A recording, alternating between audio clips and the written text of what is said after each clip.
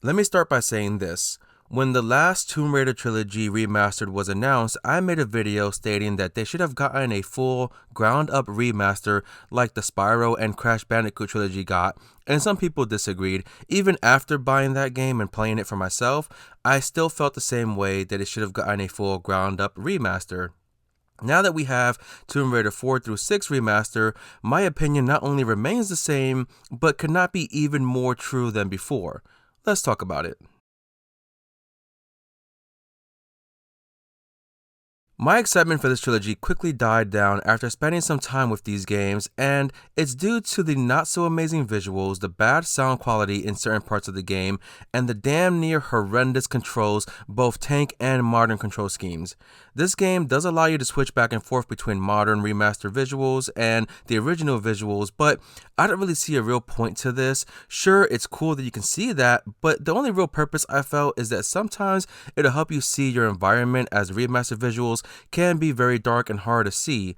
Granted, sometimes changing the visuals to the original can help out, but only slightly. Maybe this was intentional, as there are flares in the game, well, at least in part 4, there are flares you can find that you would then use to help the environments have a bit more light to see what you're doing. But other than that, the game will still play pretty dark in terms of lighting and color as it did for the previous remaster trilogy. There's also moments in the game where I needed to pause the game and change the controls from modern to tank to solve certain puzzles that were very difficult to do with the modern controls, and then changing it back to modern after I was done with that puzzle.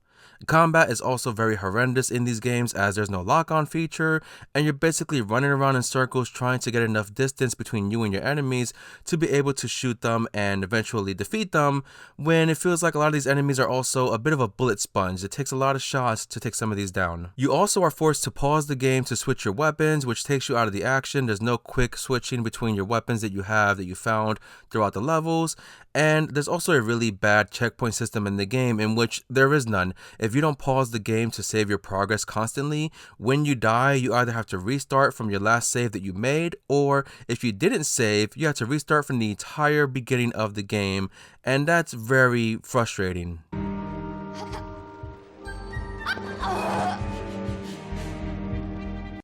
And having to pause your game constantly to save to make sure you don't lose your progress will also take you out of the action even more, and that's not something we should see in a Tomb Raider game. I even remember back when I played Angel of Darkness on the PS2, I forgot to save my progress mid-jump that was going to lead to my death, and like an idiot, I saved mid-air, so every time I loaded my save file, I would instantly die from that fall over and over and over again, having to restart my progress from the very beginning of the game. So having to do that again in 2025 is really annoying.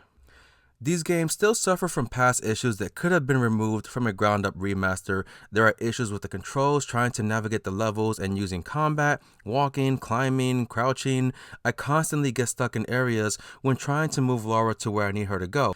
The tutorials in the game also only focus on the tank controls and doesn't do anything to show you the modern control differences, so you're going to spend some time just testing out what each button does, pressing random buttons to see what you are supposed to do correctly, how to do certain functions, and there should have been a tutorial that is set up specifically for the modern controls. There's also issues with the game's camera, constantly getting stuck close to Lara or further away from Lara, and it's really difficult to get the cameras to move where you need it to go so you can actually navigate the levels. Sometimes the game will change to a fixed camera perspective, and it'll cause you to run in the opposite direction with the controls, and you're stuck there trying to figure out which way you're supposed to run given the change of controls and the change of the camera angle. Tomb Raider Angel of Darkness also has a stamina meter that depletes when Lara is climbing walls and shimmying along ledges, a meter where Lara gets tired from climbing in a Tomb Raider game.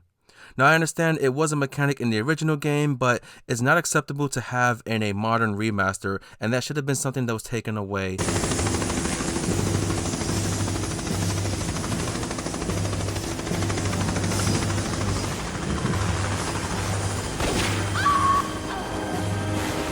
Thankfully, Angel of Darkness does have a feature where if you walk to a ledge, Lara will not walk off to her death as long as you're holding the walk button, and it would help with some jumps. But all the problems with the game's controls and camera still leads to some issues trying to make certain jumps, and you're either going to miss it completely, or Lara will jump in a different direction, causing you to restart from your last save, or if you didn't make a save file, you had to restart further back than where you were planning to start from. The fourth game also throws in some crappy driving sections, and it was comically bad.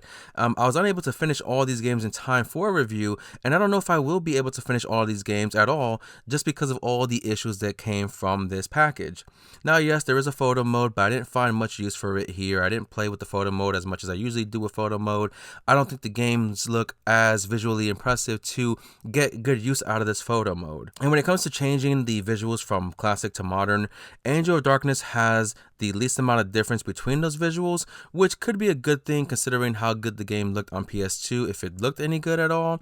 But you do see a clear difference from part 4 and 5, changing it from classic to modern visuals. But again, there's really no point to doing this other than just having the nostalgia in your eyes. Other than that, there's really no use for this at all.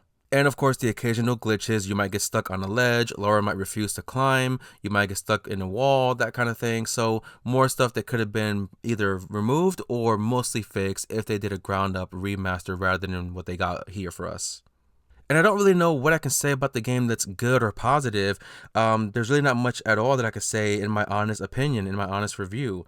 I didn't enjoy my time with these games, and unfortunately, I don't think it's worth the money you're going to pay for this package when we could have gotten a much better remaster if they had done much more work and actually better work on these games, rather than just do a bit of a visual facelift and throw us the package as is. So I don't think it's a really good package at all. There's some slightly long loading times, especially on the Nintendo Switch for this package. The game should not be taking this long to load. And even when you try to pause the game for Angel of Darkness to do your save files, that takes even longer to do than the previous two games. So you are losing more time spent on menus and navigating through different menus rather than you are playing the game. And that's unfortunate. So that's my review of the Tomb Raider 4 through 6 Trilogy Remastered. Let me know in the comments what you think about this game. Are you playing it? Are you enjoying it? Do you hate it? Let me know down below, and don't forget to subscribe to the channel, and I'll see you guys on the next one. Bye for now.